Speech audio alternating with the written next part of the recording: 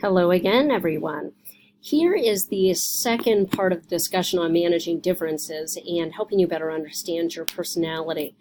She, Joanna, is a feeling judger with 11 and 78 preferences. So once again, as a feeler, she is kind of slight in favor of a feeler. She's pretty strongly in favor of judging behavior. So now let's move to the feeling thinking dimension and what that means.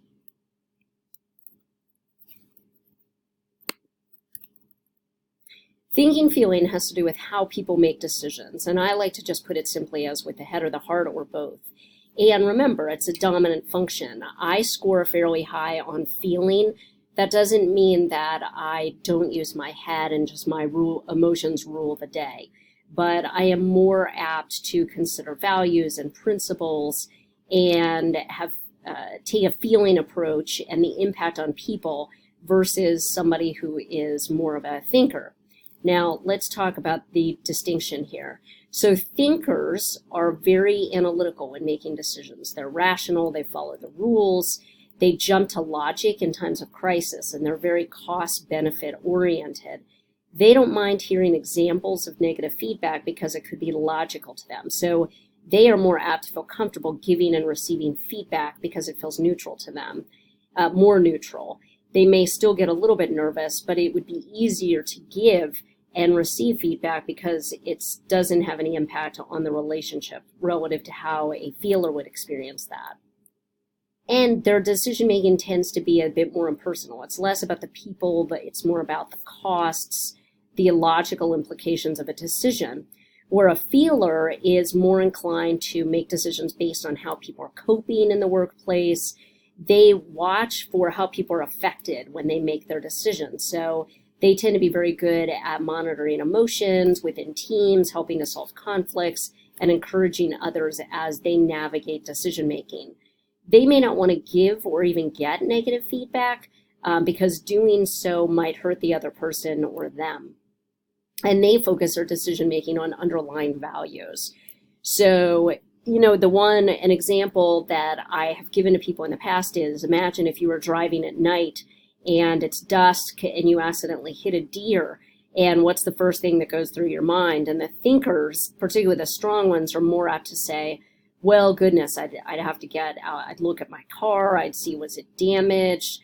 I would make sure that the deer's not on the road so that, it's not impeding the road.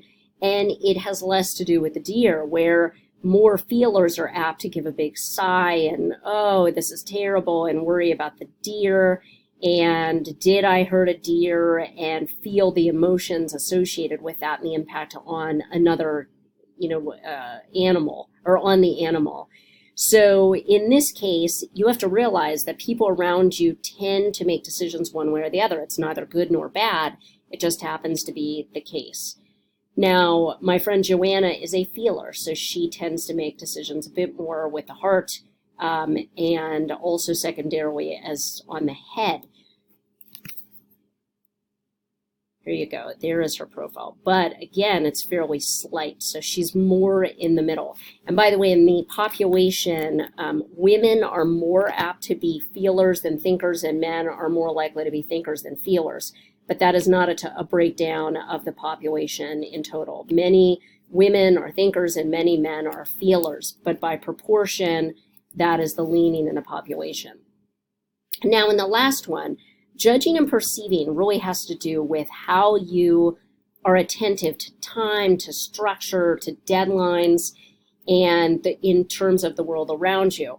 Now, what I like to do is think about I ask questions like, who has a planner, and who uses multiple calendars, and whose closet looks just amazingly clean and well organized. And you find that the people who have multiple calendars, who are color-coded, and really, really dig apart their calendar on the basis of, 30 or 15-minute increments, they allocate on the basis of color, they keep a day planner, their closet is incredibly clean, and they have all the same hangers and no clothes on the floor. Those tend to be your judgers. They like lists. They like crossing things off their list. You know you're a classic judger if you have a list and you're doing things on your list and crossing the things off, and then you end up finding out you did something that wasn't on your list. So you go ahead and write that as part of your list and then cross it off.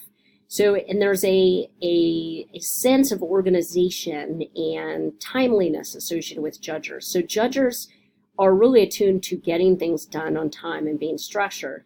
And they will turn something in to meet the deadline and say, hey, it might have been a B+ effort, but I met that deadline. Whereas perceivers are much more open-ended, spontaneous. They do want to do a quality job. They're less attuned to the time it's going to take. And they're less organized, less structured than a judger.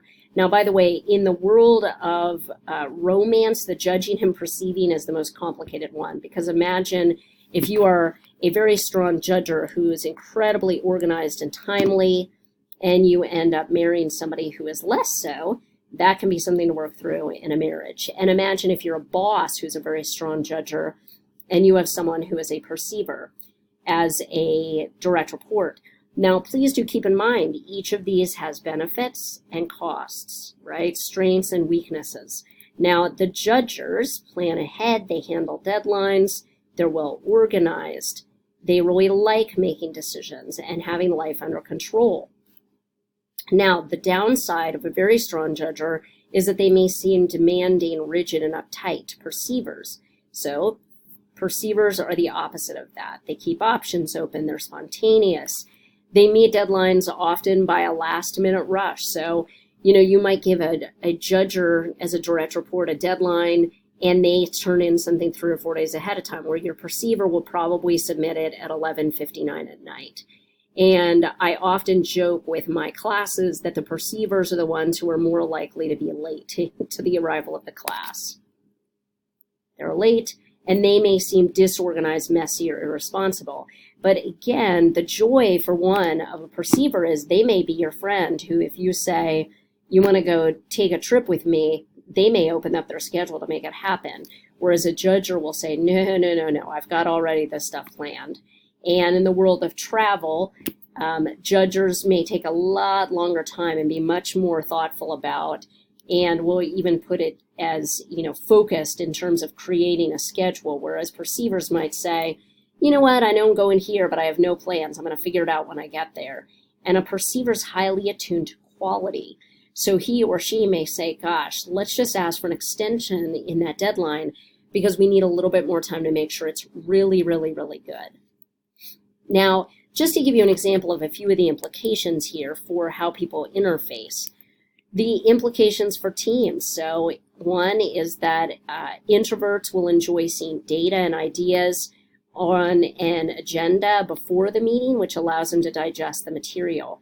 So you don't want to just spring stuff on an introvert in a meeting. They need time to digest it, whereas an extrovert will not. Extroverts, on the other hand, may come to a meeting to flesh out ideas and the agenda through the brainstorming. So there are just different ways of handling it. When I was in my doctoral program, I had one mentor who was an extrovert and one who was an introvert. The introvert would say, please, let's set up a meeting and, a week in advance, send me all the details ahead of time so I can think them through. And the extrovert would say, just show up at my office and we'll figure it out.